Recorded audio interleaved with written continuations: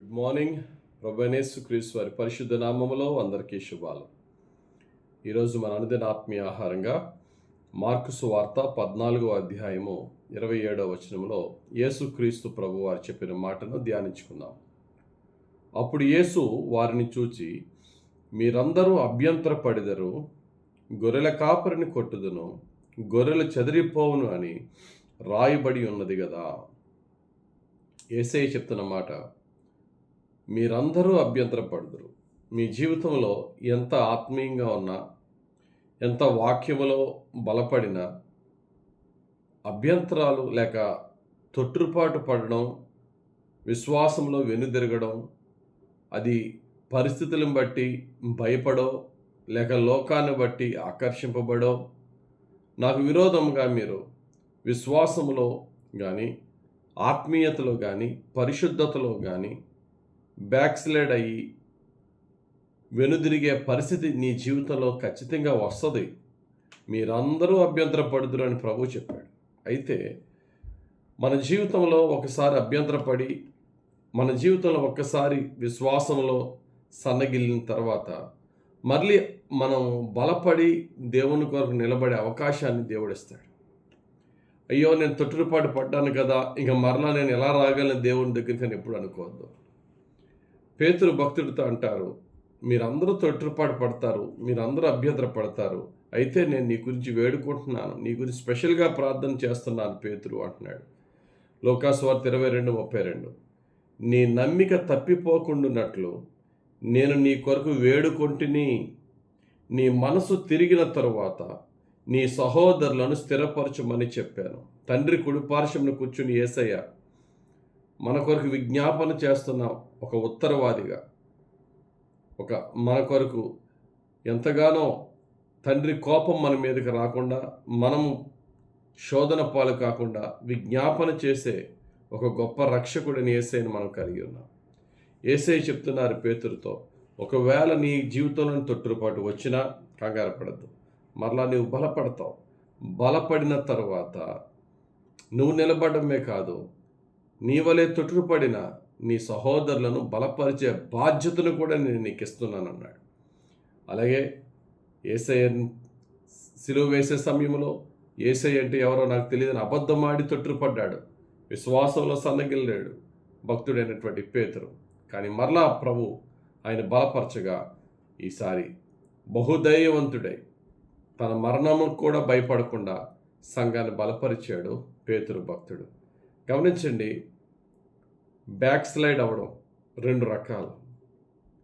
ఒకటి back slide అంటే ఏంటంటే తొట్టుపడి వెనుదిరగడం. రెండు రకాలు ఏంటంటే పాపము చేసి పరిశుద్ధత నుండి వెనుదిరుగుట, రెండవది దేవుని వాక్యమందు విశ్వాసము తొలగిపోయి అసత్యము వైపు వెళ్ళిపోవట. ఈ రెండిట్లో ఏది డేంజర్ అండి? ఏదో ఒక పాపం చేసి దేవుని పరిశుద్ధతలోంచి పడిపోవడం డేంజరా, లేక దేవుని వాక్య సత్యాన్ని విడిచిపెట్టి ఇతర బోధల యందు ఆకర్షింపబడి సత్యము నుండి వేరైపోవటం డేంజరా అంటే, పాపంలో పడినవాడు దైవభక్తితో మారు మనసుతో దేవుని దగ్గరికి వచ్చిన తర్వాత మరలా దేవుడు వాడి బలహీనతను అర్థం చేసుకుని మరలా వాడిని పైకి లేపుతాడు. తెలిసి దేవుని వాక్యాన్ని తెలిసి కూడా దీనికంటే ఇతర బోధ బాగుంది, హితబోధను ఇష్టపడక దురద చెవులు గలవారై కల్పనా కథల వైపు వెళ్ళిపోయి దేవుని వాక్య సత్యం నుంచి దూరం అయిపోతున్న వారి పరిస్థితి ఎంత డేంజర్ అంటే, హెబ్రీయులకు రాసిన పత్రిక 6వ అధ్యాయం 5వ వచనం, దేవుని దివ్య వాక్యమును రాబోవు యుగ సంబంధమైన శక్తుల ప్రభావమును అనుభవించిన తరువాత తప్పిపోయిన వారు తమ విషయంలో దేవుని కుమారు మరలా సిలువ వేయచ్చు బహాటముగా ఆయనను అవమానపరుచున్నారు గనుక మారు మనసు పొందునట్లు అట్టి వారిని మరలా నూతన పరచుట అసాధ్యం. అటువంటి వాడు మరలా సత్యంలోనికి రావడానికి దేవుని కృప పొందుకోవడం అసాధ్యం. కాబట్టి మనలో చాలామంది ఒక బలహీనత వల్ల పాపంలో పడి దేవుని పరిశుద్ధత నుండి దిగజారిన పరిస్థితిలో ఉండవచ్చు. మనందరం కూడా అటువంటి ఎక్స్పీరియన్స్ కలిగిన వారమే. అటువంటి శోధన బలహీన పరిస్థితుల్లో ఆయన పరిశుద్ధత నుంచి తగ్గిన వారమే. కానీ మరలా దేవుడు మన బలహీనతను అర్థం చేసుకున్న దేవుడు మారు మనసుతో ఆయన దగ్గరికి వస్తే మనం బలపరుస్తాడు, పైకి లేపుతాడు. కానీ తెలిసి తెలిసి దేవుని వాక్య సత్యం తెలిసిన తర్వాత ఈ వాక్యం చాలా స్ట్రిక్ట్గా ఉంది, దీనికంటే ఇంకా ఇతర బోధలు బాగున్నాయని చెప్పి దేవుని సత్యవాక్యాన్ని విడిచిపెట్టి ఇతర బోధలకు వెళ్ళిపోయిన వానికి అధికమైన శ్రమ. అటువంటి వాడు మరలా దేవుని సత్యంతో వెలిగింపబడడం అసాధ్యం వంటి కార్యం అంటున్నాడు. కాబట్టి ప్రియులారా, మన జీవితంలో ఎటువంటి తొట్టుపాటు వచ్చినా దేవుని నుండి దూరం కాకుండా మరలా ఆయన పాదాలు పట్టుకుందాం. ప్రేమించు తండ్రి, కృపగల రక్షకుడు ఖచ్చితంగా మన పాపములను మరలా క్షమించి మరలా మన యొక్క పరిశుద్ధతలోనికి మనలను నడిపించగల సర్వశక్తిమంతుడు, సమర్థుడు మన ప్రభు అయిన యేసయ్య. ఆయన సన్నిధికి వద్దాం. ఏ స్థితి నుంచి పడిపోయామో ఆ స్థితి కంటే ఉన్నత స్థితికి ఎదిగే విధంగా, ఎంత పిరికివాడిగా యేసు ప్రభు ఎవడంటే నాకు తెలియదు అన్నాడు పేతురు. మరణం ఎక్కడ వస్తుందని, తన జీవితంలో మరణం వచ్చినప్పుడు తల క్రిందులుగా సిలువ వేయబడడానికన్నా సిద్ధం, కానీ యేసు ప్రభుని విడిచిపెట్టడానికన్నా సిద్ధం కాలేదు. ఆ విధంగా మనం బలపడదాం. తొట్టుపాటు పడిన స్థితి నుంచి పైకి లెగిసి ప్రభు పాదాలు పడితే ప్రభువే మనల్ని హెచ్చిస్తాడు. దేవుడు తన పరిశుద్ధ వాక్యం దీవించి ప్రతి బలహీనత నుండి ప్రభు మనల్ని పైకి లేపుటకు మారు మనసుతో ప్రభు పాదాలు పట్టువారుగా పరిశుద్ధ ఆత్ముడు మనల్ని నడిపించునుగాక.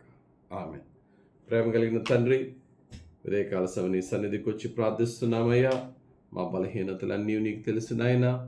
మా బలహీనతల్లోనే మేము స్టక్ అయిపోకుండా అక్కడి నుండి నీ పాదములు పట్టి మారు మనసు పొంది నీ క్షమాపణ పొందుకొని, నిన్ను వేడుకొని నీ క్షమాపణ పొందుకొని, ఏ పరిశుద్ధత నుంచి పడిపోయామో అంతకంటే ఉన్నత పరిశుద్ధతకి నీ కృపలో హెచ్చింపబడే మారు మనసు, పశ్చాత్తాపం, ప్రార్థనా జీవితం, రక్షణ జీవితం మాకు దయచేయండి తండ్రి.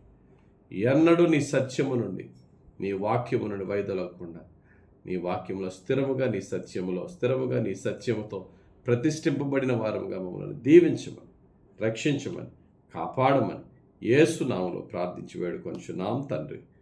ఆమేన్. మన తండ్రి అయిన యెహోవా దేవుని ప్రేమ, రక్షకుడైన యేసుక్రీస్తు వారి కృప, ఆదరించి పరిశుద్ధాత్మ దేవుని అభిషేకం హెచ్చుగా మనపై దిగి వచ్చి మనల్ని రక్షించి, క్షమించి, కాపాడి, అభిషేకించి దీవించును గాక. ఆమేన్. God bless you. Have a very blessed day.